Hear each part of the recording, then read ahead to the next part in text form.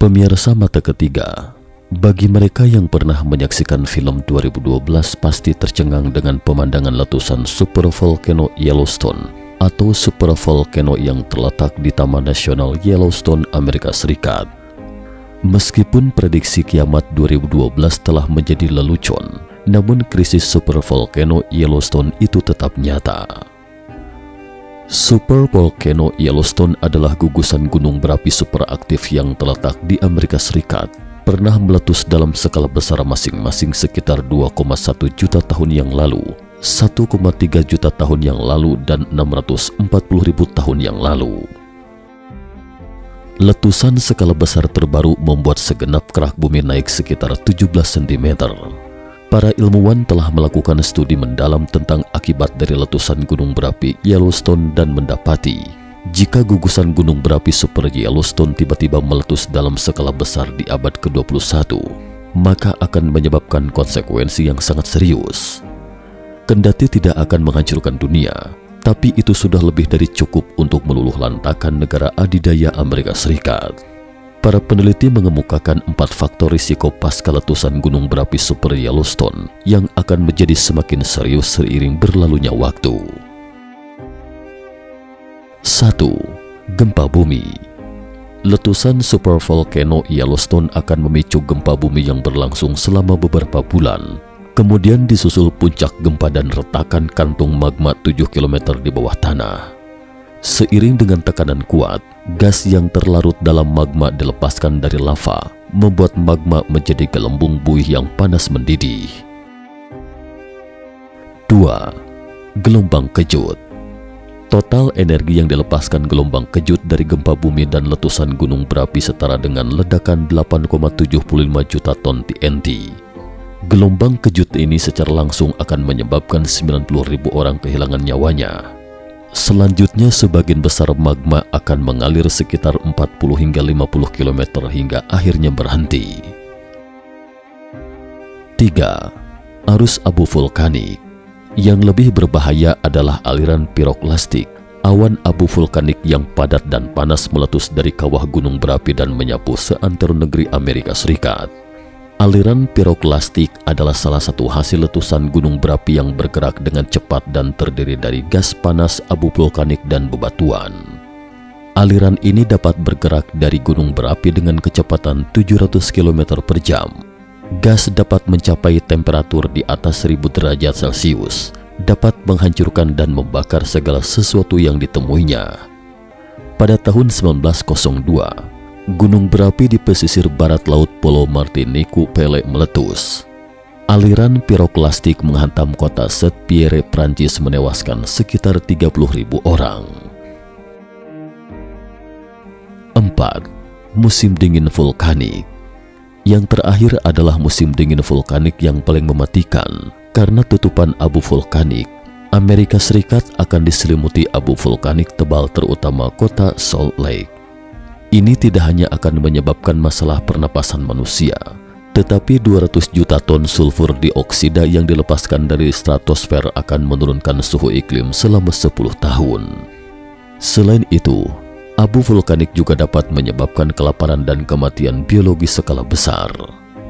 Musim dingin vulkanik adalah penurunan suhu udara global yang disebabkan oleh abu vulkanik dan tetesan asam sulfur dan air yang menutupi matahari dan meningkatkan albedo di bumi setelah letusan vulkanik berdaya ledak besar. Berikut adalah beberapa contoh nyata. Pada tahun 1815, Gunung Tambora di Pulau Sumbawa, Nusa Tenggara Barat, Indonesia meletus dan menyemburkan 110 juta ton asam sulfat ke atmosfer. Kemudian pada tahun 1816, selanjutnya disebut tahun tanpa musim panas, suhu turun antara 0,5 hingga 0,7 derajat Celcius ketika itu.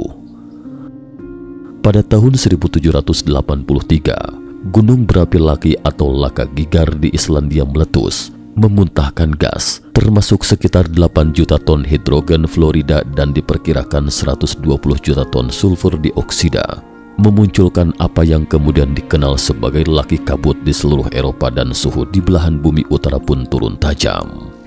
Laki atau Laka Gigar Kawah Laki adalah celah vulkanik di bagian barat Taman Nasional Vatnajökull, Islandia.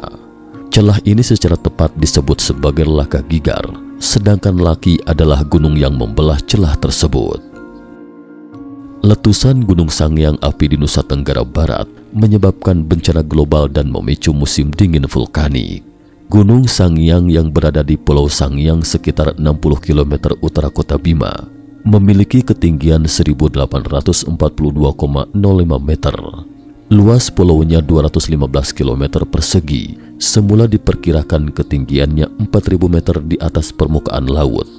Letusan terjadi mulai tahun 1953, 1964, 1985, 1987, dan 1998. Gunung Huayna Putih disebut sebagai gunung berapi super dan terletak di Peru Selatan. Letusan Gunung Huayna Putih terjadi pada 19 Februari 1600 dan kekuatannya sebesar skala 6 VEI, Volcanic Explosivity Index atau indeks ledakan vulkanik. Kedahsyatan letusan Gunung Huayna Putih menyebabkan lumpur vulkaniknya melenyapkan 10 desa yang ada di sekitarnya.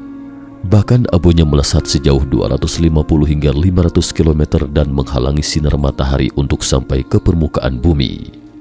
Akibatnya wilayah di sekitarnya mengalami kegelapan selama 1 tahun.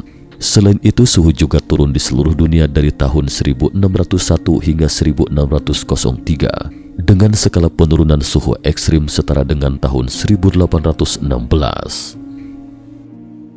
Gunung Samalas yang merupakan bagian dari Rinjani meletus pada tahun 1257 dan suhu turun lebih dari 2 derajat Celcius. Berdasarkan skala Volcano Explosivity Index VEI, besarnya letusan Samalas 8 kali lebih dahsyat dibanding Gunung Krakatau dan 2 kali lebih besar ketimbang letusan Gunung Tambora.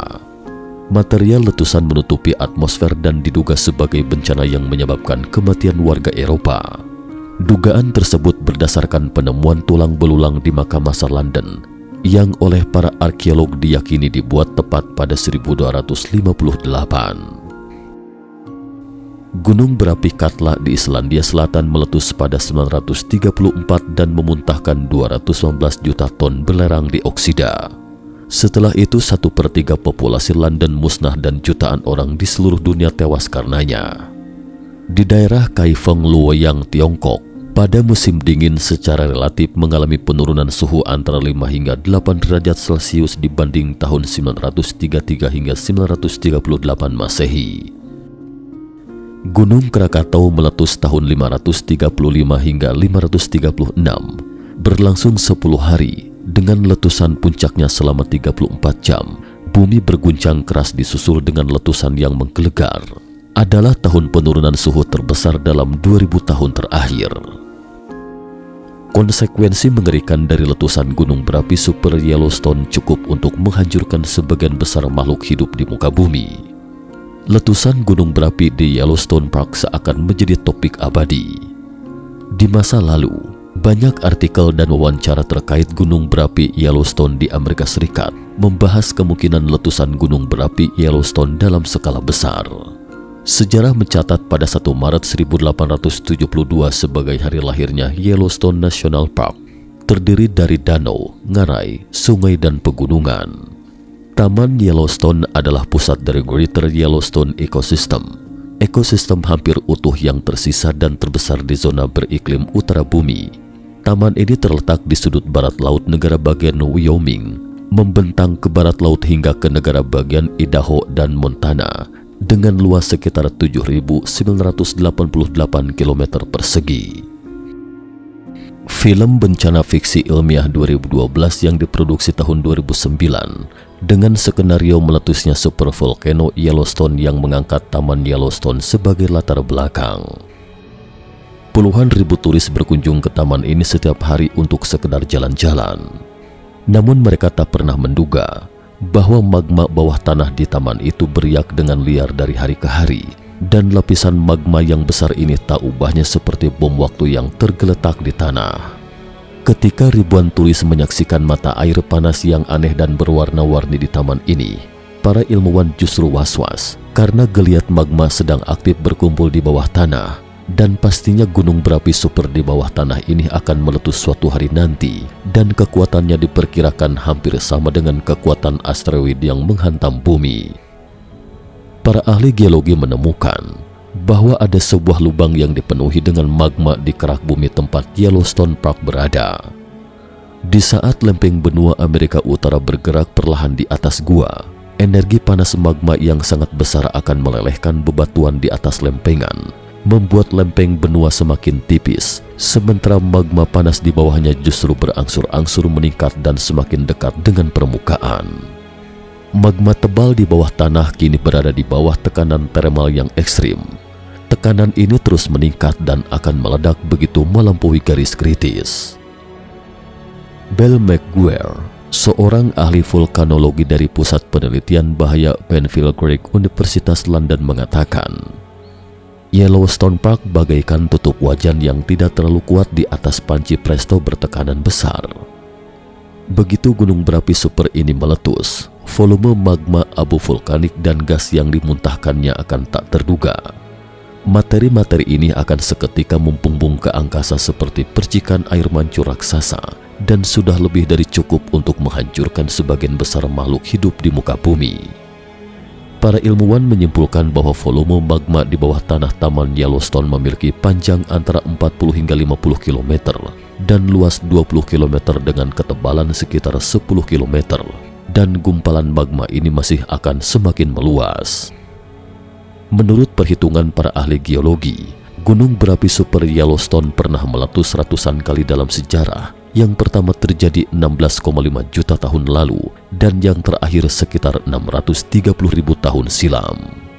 Sementara itu, menurut prediksi para ahli Inggris, bahwa siklus letusan gunung berapi super di bawah Taman Yellowstone di Amerika Serikat adalah sekitar 600.000 hingga 800.000 tahun dan sudah 640.000 tahun sejak letusan terakhir. Selain peningkatan aktivitas matahari dalam beberapa tahun terakhir, gunung berapi super Yellowstone tampaknya akan segera meletus. Pada Januari 2011, ilmuwan memperingatkan bahwa gunung berapi Yellowstone mungkin telah memasuki masa aktif. Sejak 1923, permukaan tanah di beberapa bagian Taman Yellowstone telah meningkat 70 cm. Menurut analisis simulasi, begitu gunung berapi itu meletus, akan menyebabkan konsekuensi bencana yang tak terbayangkan. Diperkirakan kekuatannya mungkin 1.000 hingga 3.000 kali lipat dari letusan gunung St. Helens 1980 di negara bagian Washington, AS. Abu vulkanik dan material lain yang disemburkan dari letusan 2 juta tahun silam itu bisa setinggi 20 meter jika ditimbun di Provinsi Fujian dan setebal 6 meter jika menyelimuti Provinsi Yunnan, Tiongkok.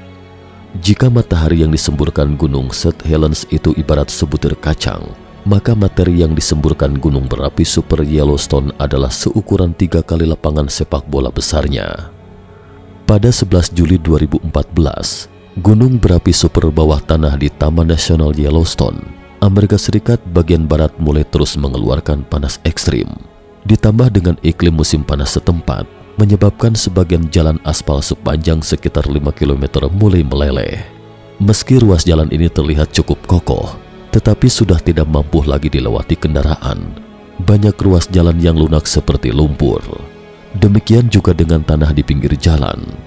Beberapa tempat yang sekilas terlihat padat pun bahkan dapat menyebabkan pejalan kaki langsung terjerembab ke air tanah yang panas. Sementara perbaikan permukaan jalan tersebut di atas diperkirakan memakan waktu berhari-hari atau bahkan berminggu-minggu.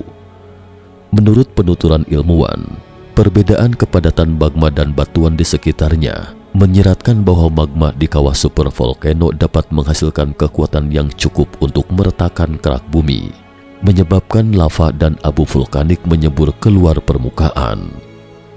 Jean-Philippe Perelat dari Pusat Penelitian Ilmiah Nasional mengatakan, perbedaan kepadatan antara magma di kawah dan batuan sekitarnya cukup untuk menekan magma ke permukaan. Efeknya seperti bola sepak di bawah air, kerapatan air akan membuatnya kembali ke permukaan. Tidak mungkin untuk mencegah letusan supervolcano, tetapi para ilmuwan saat ini sedang berusaha mencari solusi, memantau tekanan magma bawah tanah untuk membuat prediksi yang memungkinkan. Perelat mengatakan, bahwa tidak ada supervolcano yang diketahui dalam bahaya meletus di masa mendatang, dan setidaknya dalam 10 tahun atau lebih, tekanan magma kawah baru akan mencapai titik kritis atas kemungkinan meletusnya supervolcano. Apa dampaknya terhadap bumi seandainya gunung berapi super taman Yellowstone itu meletus? Itu akan menjadi bencana dunia. Letusannya akan menimbulkan gempa sebagian wilayah. Jika gempa di laut, maka akan memicu tsunami. Dan dalam 3 hari setelah letusan, atmosfer bumi akan dipenuhi abu vulkanik yang akan berlangsung selama 6 hingga 10 tahun. Beberapa ilmuwan di Inggris telah melakukan percobaan simulasi dengan komputer. Jika gunung berapi super Yellowstone Park meletus, sejumlah besar abu vulkanik akan melintasi samudera dan mencapai hingga benua Eropa 3 hingga 4 hari kemudian. Hasil simulasi menunjukkan bahwa 3/4 dari negara Amerika Serikat akan terkena dampaknya. Bahaya terbesar terletak di daerah dengan radius 1000 km, di mana 90% dari populasi di sini tidak akan terhindar dari malapetaka.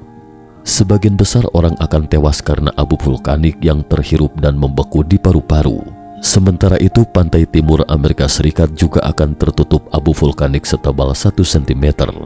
Sinar matahari yang dapat diserap bumi akan berkurang drastis, dan suhu rata-rata bumi akan turun lebih dari 10 derajat. Hewan dan tumbuhan akan mati dalam skala luas. Rantai makanan akan terputus, dan makanan yang bisa didapat manusia akan juga menurun tajam. Di Eropa, bahaya yang lebih besar tidak dapat diprediksi, karena itu adalah debu yang terbentuk dari abu vulkanik yang mengambang di mana-mana. Sementara dampak yang lebih besar adalah suhu langsung menjadi lebih dingin. Menurut prediksi, suhu tahunan rata-rata di bumi akan turun sekitar 10 derajat Celcius, dan di wilayah Arktik akan turun sekitar 12 derajat Celcius. Para ahli memperkirakan bahwa iklim dingin seperti itu akan berlangsung selama 6 hingga 10 tahun sebelum berangsur-angsur kembali normal. Karena penurunan suhu, di musim dingin sebagian besar wilayah di dunia akan membeku. Sebagian besar lapisan es akan memantulkan sedikit sinar matahari yang dapat diserap kembali keluar angkasa. Bumi akan menjadi lebih dingin, zaman es akan tiba, dan itu akan menjadi bencana bagi umat manusia. Cukup sekian dulu topik kita hari ini. Jika suka dengan video mata ketiga, jangan lupa like, subscribe, dan share. Terima kasih atas perhatiannya dan sampai jumpa di episode berikutnya.